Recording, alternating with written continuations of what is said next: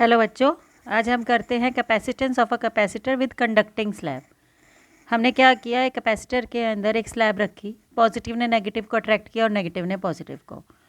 तो ये तब तक इलेक्ट्रिक फील्ड बनेगी जब इनर वाली बाहर वाली इलेक्ट्रिक फील्ड अंदर वाली के बराबर ना हो जाए और इलेक्ट्रिक फील्ड जो है अंदर वो ज़ीरो हो जाए और बाहर इलेक्ट्रिक फील्ड जो लगेगी वो ई नॉट लगी हुई है। तो कैपेसिटेंस निकालना है। कैपेसिटेंस का फॉर्मूला होता है क्यू बाय वी। क्यू होता है सिग्मा ए, ये हमने पहले भी किया है, surface charge density into area. अब वी है, हमने बताया था E is equal to V upon D, मतलब कि वोल्टेज अपॉन डिस्टेंस। अब बाहर जो लगी है इलेक्ट्रिक फील्ड वो ई नॉट लगी है और डिस्टेंस क्या है, डी माइनस टी। अंदर इलेक्ट्रिक फील्ड ज़ीरो है, टी डिस्टेंस पे इलेक्ट्रिक फील्ड ज़ीरो है, तो ये तो हो गया ज़ीरो।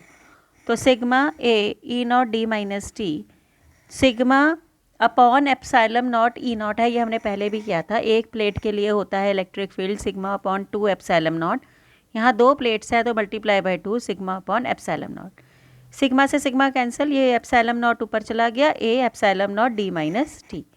तो ये हमारा है capacitance with dielectric slab into it.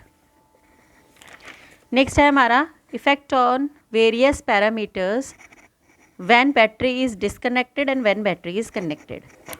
तो आप ये ध्यान रखेंगे, तो बैटरी कनेक्टेड है या डिसकनेक्टेड है, दोनों के केस में कैपेसिटेंस जो है वो होगा इंक्रीज़।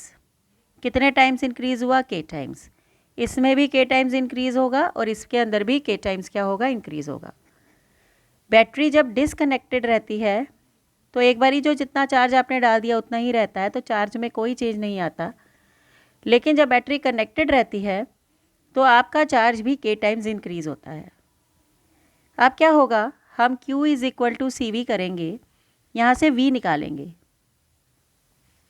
अब आपने क्या देखा, Q के टाइम्स इंक्रीज़ हो रहा है, C भी के टाइम्स इंक्रीज़ हो रहा है, तो K से K कैंसिल हो गया, V वही का वही रह गया, तो V जो है वो क्या रहता है, कांस्टेंट।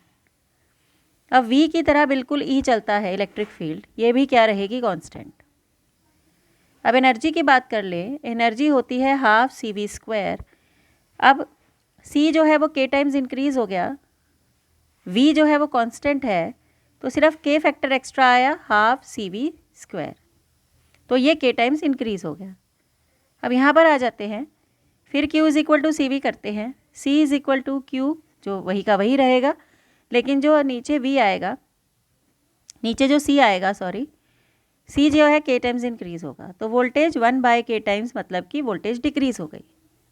अगर वोल्टेज 1 बाय K टाइम्स हुई तो इलेक्ट्रिक फील्ड भी 1 बाय K टाइम्स हो गई। इलेक्ट्रिक फील्ड और वोल्टेज जो है वो एक जैसी चलती है पोटेंशियल में। दूसरा है U is equal to half C V square. आपने देखा कि C तो हमेशा ही इंक्रीज़ हो रहा है, लेकिन वोल्टेज जो है वो K टाइम्स क्या हो रही है, डिक्रीज़ हो रही है। तो K टाइम्स डिक्रीज़ होने से 1 बाय K टाइम्स क्या हो गई, एनर्जी हो गई। तो यहाँ पर K टाइम्स हो गई या 1 बाय K टाइम्स हो गई, मतलब डिक्रीज़ हो गई एनर्जी। तो ये था बैटरी कनेक्टेड और डिसकनेक्टेड का। एक और चीज़, अगर मुझे डाई इलेक्ट्रिक कांस्टेंट को डिफाइन करना है इन टर्म्स ऑफ कैपेसिटेंस, तो वो हो गई C medium upon C vacuum. आपने डाई इलेक्ट्रिक कांस्टेंट फोर्स के उसमें डिफाइन किया है F नॉट अपॉन FM, मतलब force in vacuum upon force in medium, E not upon EM, epsilon M upon epsilon not. अब एक और आ गया CM अपॉन C नॉट। तो ये भी कभी कभी पूछ देते हैं कि डाई इलेक्ट्रिक कांस्टेंट के रूप, सॉरी, कैपेसिटेंस के रूप में आपने क्या डिफाइन करना है, डाई इलेक्ट्रिक कांस्टेंट। तो यहाँ पर चैप्टर की थ्योरी ख़त्म हो गई। Thank you.